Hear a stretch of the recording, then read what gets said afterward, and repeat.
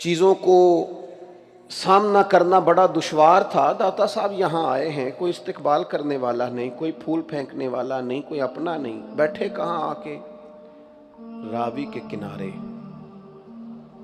درخت کے نیچے، مریدوں کی فوج، شاگردوں کی جماعت، چاہنے والوں کا مجمع، کوئی شے بھی ساتھ نہیں۔ حضور سب سے پہلے کرنا کیا ہے؟ فرمانے لگے ایک مسجد بنانا چاہتا ہوں۔ ایک مسجد بن جائے نا کبھی، ایک نقطہ آغاز ہو کام کا، سب سے پہلا ٹارگٹ کیا ہے؟ مجھے مسجد بنانی ہے۔ تعمیر مسجد سے اس تبلیغ دین کے کام کا آغاز ہوا۔ پھر دیکھتے ہی دیکھتے نظارے بدلنے لگے، چیزوں کی ترتیب بالکل تبدیل ہونے لگی۔ وہ درویش جو کل تک اکیلے بیٹھے تھے، راوی سے پانی پی لیتے تھے، کچھ پتے کھا لیتے تھے، کچھ ستو پی کے گزارا کر لیتے تھے، پھر وقت بدلا اور اچانک لوگوں نے دیکھا کہ کل تک جو خود مشکل میں گزارا کر رہے تھے، اہلیان لاہور نے کہا جسے کہیں سے لنگر نہ ملے وہ داتا صاحب چلا جائے۔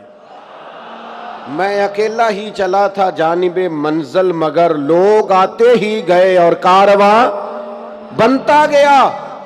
سنو اور یاد رکھنا، لوگوں کو بڑی فکر رہتی ہے، لوگ بڑی بات کرتے ہیں اور اس کے لیے بڑی بڑی منصوبہ بندی کرتے ہیں۔ فلاں کا آستانہ سجادہ نشین چلا رہا ہے، فلاں کا آستانہ فلاں کمیٹی چلا رہی ہے۔ داتا صاحب آپ نے تو سجادہ نشین ہی کوئی نہیں بنایا، داتا صاحب آپ نے تو کمیٹی کوئی نہیں بنائی، یہ کمیٹیاں تو ساری کل لائی ہیں، پر یہ 1000 سال سے کیسے چل رہا ہے؟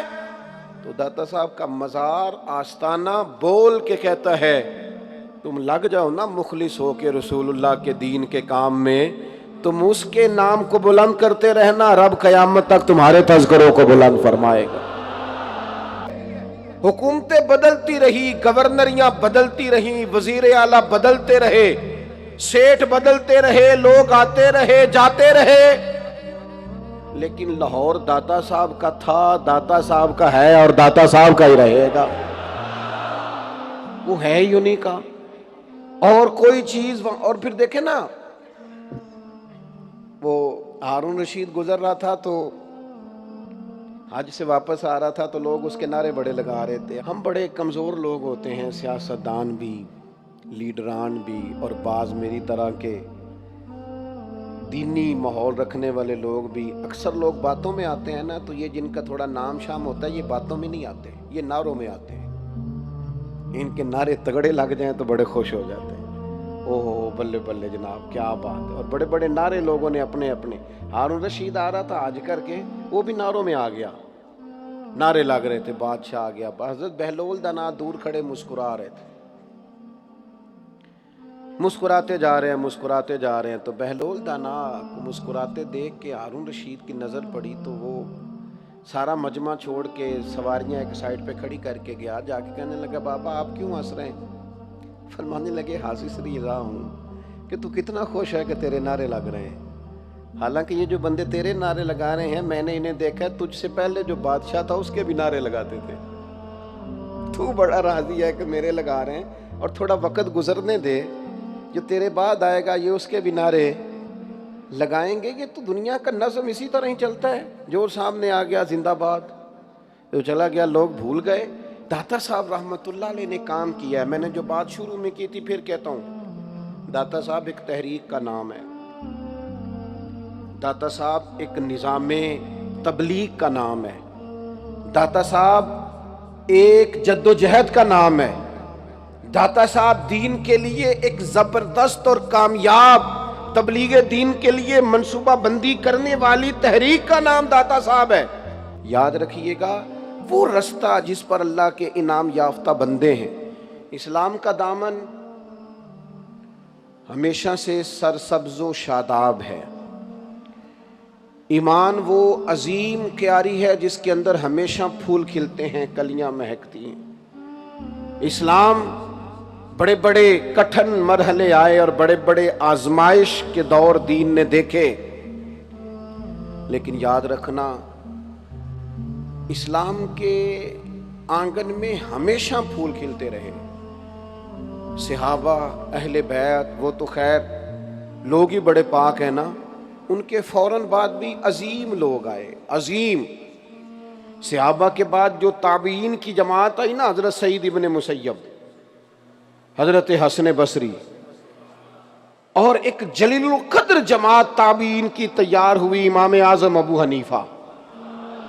اس کے بعد جو لوگ آئے تبع تابعین، ان کے اندر بھی تقوی، پرہیزگاریاں، عبادتیں، ریاضتیں، اور یہ سلسلہ تسلسل سے آگے بڑھا. حضرت امام جعفر صادق، حضرت سیدنا جنید بغدادی، حضرت شیخ ابو بکر شبلی، حضرت معروف کرخی، پھر تھوڑا سا وقت آگے گزرا تو داتا گانج بخش علی اجویری، پھر غوث اعظم جیلانی، اور پھر حضرت معین الملت خواجہ معین الدین چشتی اجمیری. اور جب محدثین کی طرف رخ کریں تو امام بخاری، امام مسلم، امام ترمذی، امام نسائی، بڑے بڑے نام. اور فقہا کی طرف نظر کریں تو امام شافعی، امام احمد بن حنبل، حضرت امام مالک، حضرت امام محمد، امام نخعی، بڑے بڑے نام آپ کو نظر آئیں گے. ہر دور میں دین اسلام کے دامن میں بڑے بڑے شاداب لوگ رہے. یہ داتا صاحب کی کتاب ہے، مارکیٹ میں ہر زبان میں ملتی ہے. 1000 سال پہلے داتا صاحب، یا 1000 سال سے بھی کچھ عرصہ پہلے داتا صاحب نے اس کو لکھا ہے.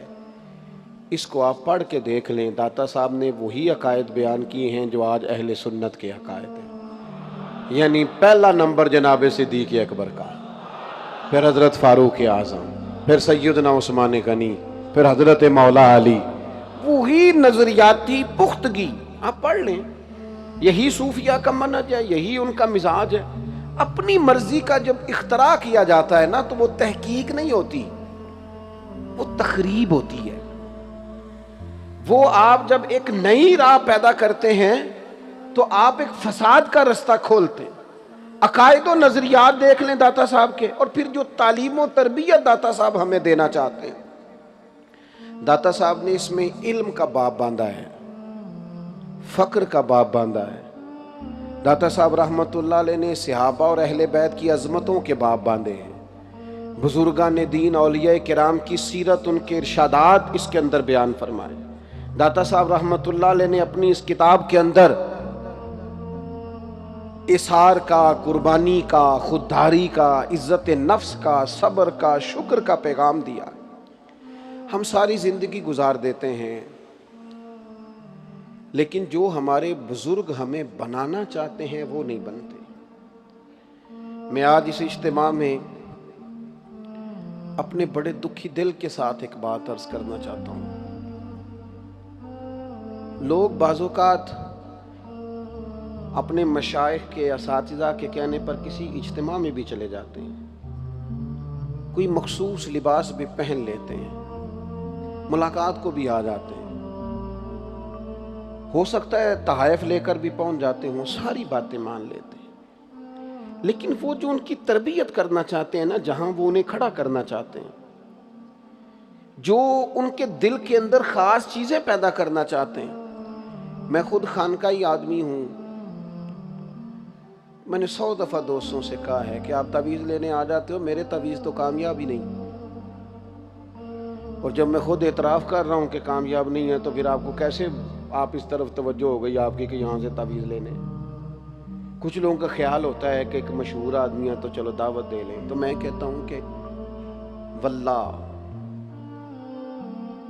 کبھی نہیں دل میں خیال آیا کہ میں کسی جگہ لائیو آؤں گا یا فلان جگہ سوشل میڈیا. میں تو روٹین میں جمعہ پڑھایا کرتا تھا، وہ ریکارڈنگ ہونے لگ گئی اور لوگوں تک بات پہنچنے لگ گئی، ورنہ ہمارا لینا دینا کیا ہے. مجھے تو آج تک نہیں چلانا آتا یہ میڈیا، یہ کیسے چلتا ہے، اتنا وقت نہیں ہے. ہم جو کچھ ہمیں دیا جاتا ہے وہ ہم لینے کو تیار نہیں ہوتے. فلانا بڑا اچھا تھا، اس کا بچہ اچھا نہیں. تو بھائی قرآن مجید تو کہتا ہے کہ جن کا باپ اچھا ہو ان کی وجہ سے بھی ان لوگوں سے پیار کرنا چاہیے. صرف اتنا ہی کہ باپ اچھا تھا. حضرت خضر نے اور جناب موسیٰ علیہ السلام نے دو یتیم بچوں کی دیوار سیدھی کر کے جب کہا گیا جناب یہ تو بے مروت لوگ ہیں، پانی نہیں پوچھا اور آپ ان کی دیواریں بنا رہے ہیں، تو فرمایا وَكَانَ أَبُوهُمَا صَالِحًا، ان کا باپ نیک آدمی تھا۔ تو بھائی انہوں نے یہ تو پوچھا ہی نہیں کہ بچے پڑھے لکھے ہیں کہ ان پڑھ ہیں، جاہل ہیں کہ بے مروت ہیں۔ یہ ہونا چاہیے بچوں کا قابل ہونا۔ اگر وہ پیشوائی اور مقتدا بننا چاہتے ہیں تو پھر ضرور آپ ان کی ڈگریاں دیکھیں، لیکن کچھ عزتیں والدین کی وجہ سے، محض کسی کی اولاد ہونے کی وجہ سے بھی ہوتی ہیں، ان میں ڈگریاں اور اسناد نہیں دیکھی جاتی۔ آپ مقتدا نہ بنائیں، پیشوا نہ بنائیں، لیکن جو نیکوں کی اولادیں ہوں ان کا احترام تو کریں، ان کے لیے جذبات تو پیدا کریں، آپ کی طبیعت میں گنجائش تو ہو ان کے لیے۔ جان چھڑاتے ہیں لوگ۔ اپنے محسنوں کو کبھی نہیں بھولیں اور ان سے نسبت رکھنے والی چیزوں کو بھی کبھی نہیں بھولیں۔ اور پھر جو نبی پاک کی اولاد ہے نا، خدا را حضور کی اولاد پر کبھی بحث نہ کریں، ان کے حوالے سے کبھی بھی کسی چیز کو موضوع بحث نہ بنائیں۔ آپ کو پتہ نہیں کہ رسول اللہ صلی اللہ علیہ وسلم کی اولاد تو وہ ہے، اللہ تعالیٰ نے ہر ناپاکی اور ہر رجس ان سے دور فرما دیا۔ اپنے دل کو، اپنی قلبی واردات کو قائم رکھیں۔ نبی پاک کی اولاد کا اکرام ہمیشہ اپنے دل میں رکھنا اور جذبات رکھنا، سادات کے لیے، حضور کی اولاد کے لیے طبیعت کے اندر گنجائش رکھنا، اس میں کبھی کوئی کمزوری نہ دکھانا۔ یاد رکھیں اگر آج جوانی ہے تو بڑھاپا آئے گا، آج اگر صحت بالکل ٹھیک ہے تو آہستہ آہستہ خدا نخواستہ قبا اور اعصاب کمزور ہونے لگتے ہیں۔ ہمیں نا ذہنی طور پر تیار رہنا ہے۔ لوگ کہتے ہیں جناب پتہ نہیں میں بڑا پریشان ہوں، ایک مشکل ختم ہوتی ہے دوسری شروع ہو جاتی ہے۔ میں نے کہا یہ مشکل نہیں، یہی تو مزہ ہے زندگی کا۔ اللہ کہتا ہے میں نے تجھے مشقت میں پیدا کیا ہے، اور تو کہتا ہے کہ آسانی ہو جائے۔ اب یہ تو نہیں نہ ہوگا، جس نے جیسا پیدا کیا ہے بات تو اس قادر مطلق کی چلے گی، تیری نہیں چلے گی جب اس نے پیدا ہی مشقت میں کیا ہے۔ حضرت زید بن ارقم رضی اللہ تعالیٰ عنہ بیمار تھے۔ یہ ذرا بات سننا میرے کریم کی۔ اللہ کے پیارے حبیب علیہ السلام تیمارداری کے لیے تشریف لے گئے، تو حضور سید عالم علیہ السلام نے جا کر جناب زید بن ارقم کی طبیعت کو دیکھا تو کمزوری تھی اور وہ پریشان بھی تھے۔ تو حضور علیہ السلام کو اللہ تعالیٰ نے غیب کے خزانوں کی کنجیاں عطا فرمائی ہیں۔ قریب مسکرا کے فرمانے لگے زید اس بیماری سے پریشان نہ ہو، اس سے تو آپ نے ٹھیک ہو جانا ہے۔ اس روایت پر خاص غور کرنا کیا کہہ رہا ہوں۔ فرمایا اس سے آپ نے پریشان نہیں ہونا، اس سے تو آپ نے ٹھیک ہو جانا ہے، مسئلہ ہی نہیں۔ ہاں اس کے بعد ایک وقت آئے گا آپ کی آنکھوں کی بینائی رخصت ہو جائے گی اور عمر بھی آپ کی لمبی ہوگی، یعنی ایک بڑھاپا، ایک نظر چلی جائے گی۔ اب آپ یہاں غور کریں سرکار تربیت کیا کر رہے ہیں۔ حضور فرما رہے ہیں یہ جو مشکل ہے یہ تو گزرنے والی ہے، اس کے بعد جو مشکل آنے والی ہے وہ اس سے بڑی ہے۔ فرمایا زید اس کے بعد آپ کی بینائی چلی جائے گی اور عمر بھی لمبی ہوگی، تو بتائیے اس وقت کیا کریں گے۔ تو حضرت زید بن ارقم رضی اللہ تعالیٰ عنہ عرض کرنے لگے یا رسول اللہ میں اللہ کی رضا پر ثواب کی نیت سے صبر کروں گا۔ معنی کیا ہے؟ دکھ قبول محمد بخشا راضی رہن پیارے۔ ٹھیک ہے اگر بینائی جائے گی اور بڑھاپا آئے گا تو قبول کریں گے۔ بتا رہے یا رسول اللہ صبر کروں گا، تو نتیجہ بھی وہیں بیان ہو رہا ہے، یعنی سارا سودا نقد و نقد۔ اسی وقت ہتھیلی پہ سرسوں جم رہی ہے۔ حضور نے فرمایا کیا کرو گے؟ یا رسول اللہ صبر کروں گا اللہ کی رضا کے لیے ثواب کی نیت سے۔ تو حضور فرمانے لگے اگر تو صبر کرے گا تو پھر نتیجہ سن، اللہ تجھ سے حساب نہیں لے گا، بغیر حساب ہی جنت عطا کر دے گا۔ آپ اس بات کو یاد رکھیں اور اس کو اچھی طرح سمجھ لیں کہ آپ جب تک مزاج مشقت کا نہیں بناتے، ایک کے بعد دوسری، دوسری کے بعد تیسری، تیسری کے بعد چوتھی مشقتیں راہ دیکھ رہی، اور جو مشقتوں کے عادی نہیں وہ پھر پچھلی صفوں میں ہے، جو مشقتوں کے عادی نہیں وہ پھر کسی صورت بھی نہ نام بنا سکتے ہیں نہ کام کر سکتے ہیں۔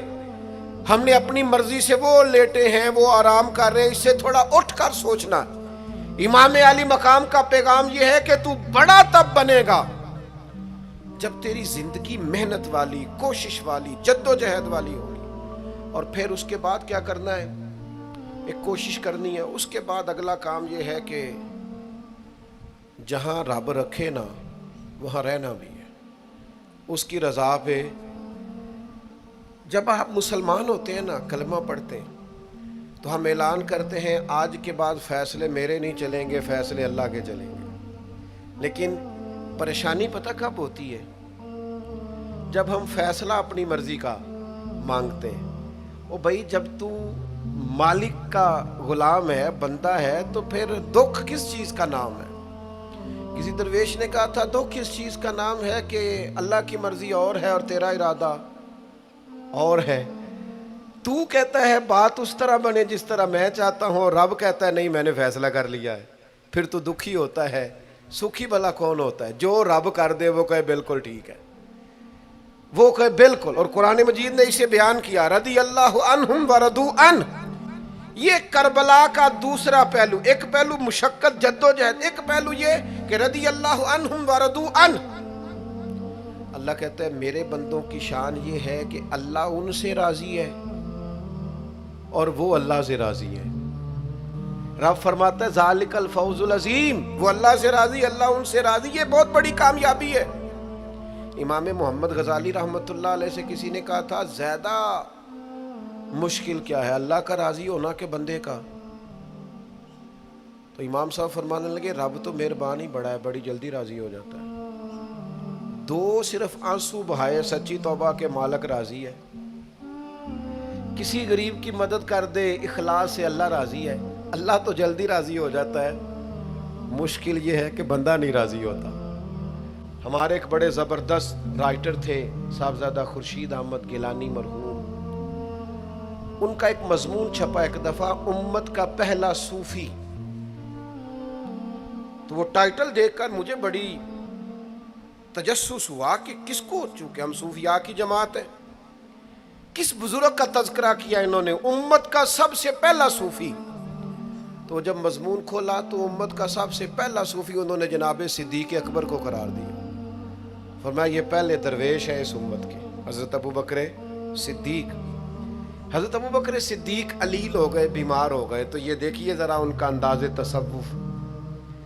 تو یار دوست پتہ لینے گئے تو ایک روٹین ہوتی ہے نا، جب لوگ تیمارداری کرنے جاتے ہیں تو کہتے ہیں کسی ڈاکٹر کو دکھایا ہے؟ سب لوگ آپ کے گرد بیٹھے ہیں، تو کہنے لگے ابو بکر طبیب کو دکھایا ہے؟ فرمانے لگے ہاں طبیب دیکھ گیا ہے، اور طبیب دیکھتا رہتا ہے۔ تو کہا پھر طبیب نے کیا کہا ہے؟ کہنے لگے طبیب نے کہا فعال لما یرید، طبیب نے کہا ہے بھئی جو میں چاہتا ہوں نا وہ میں کر دیا کرتا ہوں، جو میرا ارادہ ہوتا ہے پھر وہ میں کر دیتا ہوں، وہ طبیب مجھے کہہ گیا ہے۔ جو ارد گرد بیٹھے تھے وہ بھی تو صحابہ تھے نا، اس باریک بات کو فوراً سمجھ گئے، کہنے لگے اللہ تجھے جزا عطا کرے۔ یار دیکھو چھوٹی بات نہیں، حضرت انس بن مالک کہتے ہیں 10 سال میں نے نبی پاک کے گھر میں نوکری کی ہے، 10 سال 10 سال۔ 1 سال کے بعد لوگ اکتا جاتے ہیں، سارا پتہ چل جاتا ہے، اس کے بعد وہ چاہتے نہیں رہتی، بندہ پرانا ہو جاتا ہے، اکرام احترام اللہ ماشاءاللہ وہ نہیں رہتا۔ فرماتے ہیں 10 سال حضور کے گھر میں نوکری کی، پورے 10 سال ایک دفعہ بھی رسول پاک نے اف نہیں کہا۔ فرماتے ہیں ایسا نہیں کہ کبھی کوئی ایسی بات نہیں ہوئی جس سے حضور ناراض ہو، کئی دفعہ ایسے موقع آئے، حضور نے کسی کام سے بھیجا، میں جا کے بچوں کے ساتھ کھیلنے لگا، محبوب آئے، میں ڈر گیا، لیکن حضور نے کچھ بھی نہیں کہا، مسکرا کے فرمایا تمہیں کام بھیجا تھا کر کے کیوں نہیں آئے؟ او یار آپ ٹھہرے تو صحیح، استقامت تو ہو، ذرا ذرا سی بات پہ بلبلا اٹھنا، تڑپ جانا، ہر چیز سے الجھ جانا، یہ بندہ مومن کی شان نہیں۔ طاقتور زندگی گزارو، طاقتور۔ ہم نہ کسی اور جگہ الجھ جاتے ہیں۔ بہت سارے لوگ ایسے تھے جو اپنا درد سینے میں لے کے دنیا سے چلے گئے۔ او میرے دوست آپ میری بات کو سمجھیں، دین کا پیغام تو ایک درد ہے، ہمیں اس درد کو قبول کرنا ہے۔ ہم نے اپنے بزرگوں سے کیا لیا ہے؟ 10 تصویریں، میں بھی وہاں ہوتا ہوں، میرا بھی وہاں ذکر ہوتا ہے، میرا بھی نام ہے. یہ حاصل کیا ہم نے کیا سیکھا ہے، کیا لیا ہے؟ ساری زندگی بیت گئی، تقریریں سنو، تقریریں کرو، یہاں بھی محفل ہو جائے، وہاں بھی جلسہ ہو جائے، یہاں بھی تھوڑی دیر کے لیے آ جائیں. نتیجہ کیا لیا ہے؟ رزلٹ کیا ہے؟ داتا صاحب فرماتے ہیں کہ حضرت حاتم اعصم کہتے ہیں میں نے کتاب و سنت سے جو علوم حاصل کیے ان میں تیسری بات جو میں نے سیکھی ہے وہ یہ ہے کہ میرا ایک طالب ہے اور میں اس کا مطلوب ہوں، اور وہ میرا جو طالب ہے نا وہ طاقتور ہے، اس کی ڈیوٹی لگی ہوئی ہے، اسے بھیجنے والے نے طاقت کے ساتھ بھیجا ہے، وہ مجھے بہرحال پکڑ لے گا، لہذا مجھے اس سے بھاگنا نہیں چاہیے. کہا وہ کون ہے؟ فرمانے لگے میری موت میری طالب ہے، میرے رب نے اسے بھیجا ہے، وہ بڑا طاقت والا ہے، لہذا میں نے موت سے بھاگنا چھوڑ دیا ہے. میں تیار ہوں، جب بھی اس کا حکم آئے گا نا، سجنا جان امانت تیری تو جدو منگ سے میں پیش کرے سا. تیاری رکھی ہوئی ہے. اس علم نے مجھے بے نیاز کر دیا. اور فرماتے ہیں چوتھا علم میں نے یہ سیکھا ہے کہ میرا رب ہر لمحہ مجھے دیکھ رہا ہے. مجھے لوگوں سے ڈر کے اپنے آپ کو نہیں بدلنا، مجھے اپنے رب سے ڈر کے اپنے آپ کو بدلنا ہے. یہ 4 علوم میں نے سیکھے ہیں. اور فرماتے ہیں میں بہت سارے علوم سے بے نیاز ہو گیا. اور 8ویں نمبر پر فرماتے ہیں پھر فقیری سیکھو، یہ چیزیں سیکھو. تو حضور کیسے سیکھیں؟ فرمانے لگے سخاوت حضرت ابراہیم علیہ السلام سے سیکھو، اور گردن جھکا کے رضا مان لینا یہ جناب اسماعیل علیہ السلام سے سیکھو.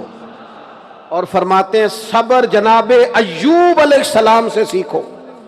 جتنی مرضی بیماری آئی، تکلیف آئی، دکھ آیا، پر جناب ایوب نے کہا جس حال میں رب راضی ہے اسی حال میں اس کا بندہ بھی راضی ہے. آپ فرماتے ہیں جب تم نے فوراً بات ماننا، فوراً حکم پر عمل کرنا سیکھنا ہو تو پھر حضرت زکریہ علیہ السلام سے سیکھو. اور ارشاد فرماتے ہیں جب تم نے خلوت سیکھنی ہو تو پھر حضرت یحییٰ علیہ السلام سے سیکھو. وہ اپنے وطن میں رہ کے بھی اپنے آپ کو مسافر ہی سمجھا کرتے تھے. وہ ہر وقت اپنے رب کی بارگاہ میں اپنے دل اور روح کو حاضر رکھتے تھے. اور فرماتے ہیں تم نے زہد سیکھنا ہو تو پھر حضرت عیسیٰ علیہ السلام سے سیکھو. گھر نہیں بنایا، ایک پیالہ ساتھ رکھتے تھے، کہیں سے گزر رہے تھے تو ایک آدمی کو چلو بنا کے پانی پیتے دیکھا تو پیالہ بھی پھینک دیا، کہنے لگے گزارا ہو سکتا ہے اس کے بغیر بھی. ایک تکیہ ساتھ رکھتے تھے، کسی جگہ جا رہے تھے تو ایک آدمی کو اپنے بازو کا تکیہ بناتے دیکھا تو وہ تکیہ بھی کسی کو اللہ کی راہ میں خیرات کر دیا، کہنے لگے اس کے بغیر بھی گزارا ہو سکتا ہے. فرماتے ہیں ان سے زہد سیکھو. اور پھر داتا گنج بخش علی حجویری فرماتے ہیں اگر تم نے درویشی روب والی سیکھنی ہے تو حضرت موسیٰ کلیم اللہ سے سیکھو. اور داتا گنج بخش علی حجویری فرماتے ہیں فقر غیور سیکھنا ہے، سادگی سیکھنی ہے، زندگی میں جینے کا مزہ سیکھنا ہے تو محمد مصطفیٰ سے سیکھو. فقر سیکھو رسول پاک سے. اور یہ لفظ لکھے ہیں داتا صاحب نے، کیا کمال انداز ہے. فرماتے ہیں یہ دیکھو نا یہ فقر کس طرح کا ہے کہ جبریل امین آ کے کہتے ہیں یا رسول اللہ رب فرماتا ہے آپ کو خزانوں کا مالک بنا دیا ہے، جو چاہیں جب چاہیں جس وقت چاہیں آپ استعمال فرمائیں، تقسیم فرمائیں. لیکن محبوب ہاتھ اٹھا کے کہنے لگے نہیں میرے مالک، ایک دن روٹی دے اور ایک دن کا فاقہ عطا فرما. جب میں کھانا کھاؤں تو تیرا شکر ادا کروں، اور جس دن میں فاقہ کروں تیری بارگاہ میں دعا کروں.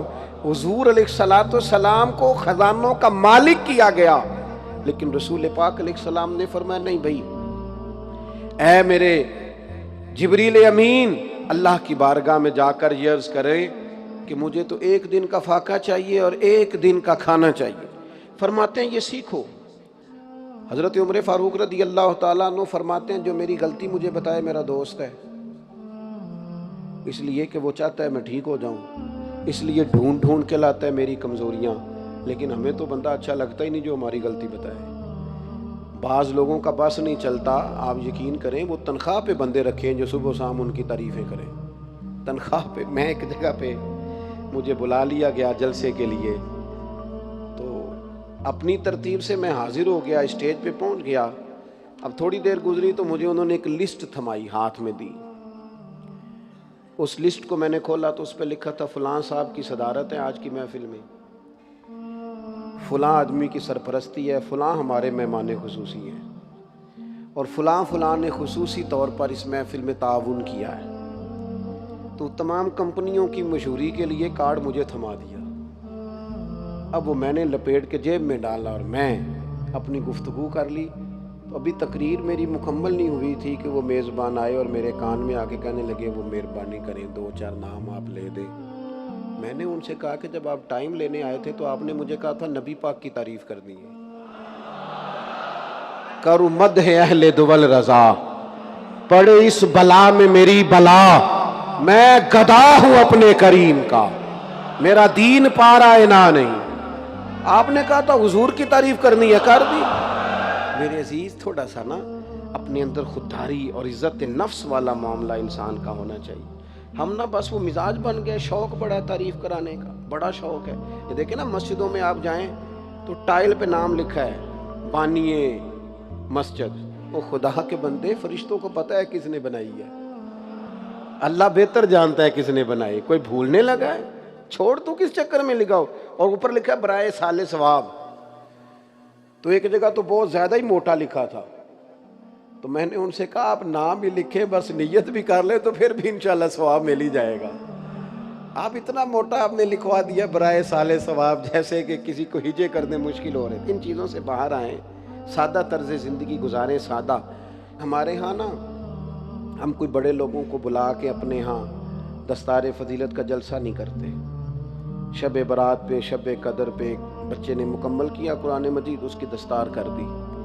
مجھے بعض دوستوں نے کہا کہ آپ ادارہ چلاتے ہیں تو الگ سے دستار فضیلت کیوں نہیں کرتے؟ میں نے ان سے کہا یہ بچہ اگر کہیں جا کے قرآن پاک سنائے گا نا یا جمعہ پڑھائے گا تو خود بخود لوگ پوچھ لیں گے پتر کتوں پڑھے ہیں۔ یہ دستار فضیلت میرے خیال میں زیادہ بہتر ہے میرے لیے۔